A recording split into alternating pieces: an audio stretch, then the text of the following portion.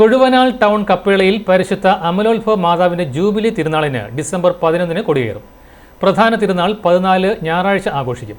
December 11 വൈകുന്നേരം 4:45 വികാരി father Jose Nellikkatheruvil കൊടിയേറ്റ് കർമ്മം നിർവഹിക്കും.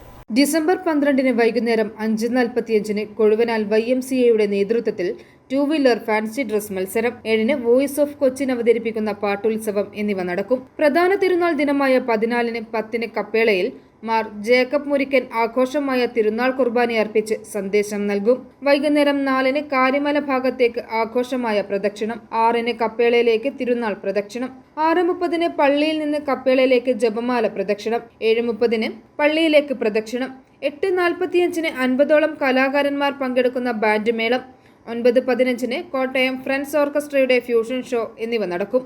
i4 news, Ettumanoor.